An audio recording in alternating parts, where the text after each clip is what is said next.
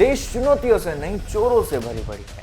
આ વાત સાંભળવામાં કદાચ ખોટી લાગી શકે છે, ખરાબ લાગી શકે છે, પરંતુ આજે જે થયું ને એ સાંભળીને કદાચ આપણું જે માથું છે ને એ શરમથી ઝૂકી જશે. કારણ કે ઇન્ડિયા એઆઈ સમિટ 2026 ચાલી રહી છે. એની અંદર એક યુનિવર્સિટીએ ચીનના રોબોટને ભારતનું ગણાવી નાખ્યું, પોતાની યુનિવર્સિટીમાં બનાવેલું ગણી નાખ્યું. અને આ બાદ જે સોશિયલ મીડિયા ઉપર એની બદનામી થઈ રહી છે એ સાંભળશો તો પણ તમને થશે કે આ શું થઈ રહ્યું છે. ના મળતા દેશની અંદર પરંતુ ચીનમાં પણ આને લઈને બબાલ ચાટી રહી છે અને લોકો ત્યાં આપણી મજાક ઉડાવી રહ્યા છે. ત્યારે શું છે આખો મુદ્દો જાણીશું આજના ખાસ વિડીયોમાં.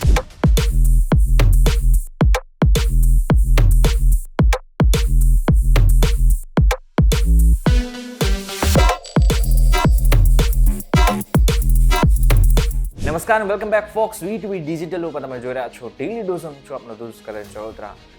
ઇન્ડિયા એઆઈ સમિટ બેઝિકલી આનો મૂળ મુદ્દો એ જોઈએ કે ઇન્ડિયા ભારતની અંદર જ એવું કંઈક બને, એઆઈના ક્ષેત્રે એવું કંઈક બને કે જેને જ કારણે ભારતનું નામ રોશન થાય અને ભારતને કામ આવે.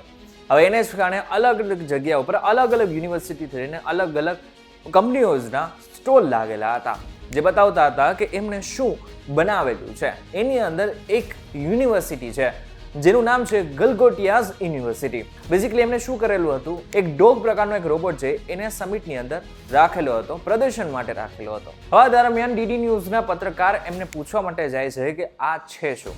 એ બાદ એમનો જે જવાબ હોય છે એ સાંભળવા જેવો હોય છે. એમને કહ્યું કે આ ઓરિયન નામનો એક રોબોટ છે જે એમની યુનિવર્સિટીના સેન્ટર ઓફ એક્સિલન્સમાં વિકસાવવામાં આવેલો છે. એનું તો એમ પણ કહી નાખ્યું કે અમે ભારતની પ્રથમ ખાનગી યુનિવર્સિટી છે જેને એઆઈમાં આશરે 350 કરોડ રૂપિયાનું રોકાણ કરેલું છે. આ વિડીયો જેવો સોશિયલ મીડિયા પ્લેટફોર્મ ઉપર ચડ્યો કે તરત જ જેટલા પણ મોટા ભાગના યુઝર્સ હતા, જે લોકો એઆઈને જાણતા હતા, એ બધા જ લોકો તૂટી પડે છે. કારણ કે એમને ખબર હતી કે આ જે રોબોટ છે એ ભારતનો નહીં પરંતુ એકચ્યુઅલમાં ચીનનો છે. આ રોબોટ ચીનની યુનિટરી રોબોટિક્સ કંપનીનો યુનિટરી GO2 મોડલ છે જે વિશ્વભરમાં વેચાતો એક વ્યાપારી એટલે કે કોમર્શિયલ પ્રોડક્ટ છે. આ મોડલની કિંમત આશરે $1,600 થી $3,000 હોય છે. જો ભારતના રૂપિયામાં ગણીએ તો 2 થી 3 લાખ રૂપિયા છે અને તે ઓનલાઈન આરામથી મળી જાય છે. બેઝિકલી આ રોબોટની અંદર 4D લીડાર, એડવાન્સ સેન્સર્સ અને AI આધારિત નેવિગેશન જેવી સુવિધા હોય છે જેના કારણે તે સર્વેલન્સ, રિસર્ચ અને એજ્યુકેશનમાં વપરાય છે. હવે બધું જ થઈ રહ્યું હતું, યુનિવર્સિટીની બદનામી થઈ રહી હતી. એમાં જે એમના તરફથી એટલે કે યુનિવર્સિટીના જે મીડિયા પર્સન હોય એમને કોઈ પણ જાતની કોઈ પણ પરવા ના હોય એવું એમને નિવેદન પણ આપ્યું. તેમણે મીડિયા સામે કહ્યું કે અમે આ રોબોટ બનાવ્યો નથી અને ક્યારેય એવો દાવો પણ કર્યો નથી. જો કે વિડીયોમાં પ્રોફેસર પોતે જ બોલી રહ્યા છે કે developed by centre of excellence, અને આ વાત તે પોતે બોલે છે કે આને અમે વિદ્યાર્થીઓના લર્નિંગ અને એક્સપેરિમેન્ટ માટે ખરીદ્યો છે. જો કે વિવાદના 24 કલાકની અંદર જ સરકારે આની ઉપર એક્શન પણ લીધા અને જે યુનિવર્સિટીનો જે સ્ટોલ હતો એને ત્યાંથી કઢવી નાખ્યો હતો. આ સમિટ ભારત મંડપમમાં ચાલી રહી છે જ્યાં વડાપ્રધાન અને અન્ય ગ્લોબલ લીડર્સ હાજર છે. જો કે આટલું જ નહીં, આ ગલગોટિયાઝ યુનિવર્સિટીએ બીજો મોટો ગોટાળો પણ કરેલો છે.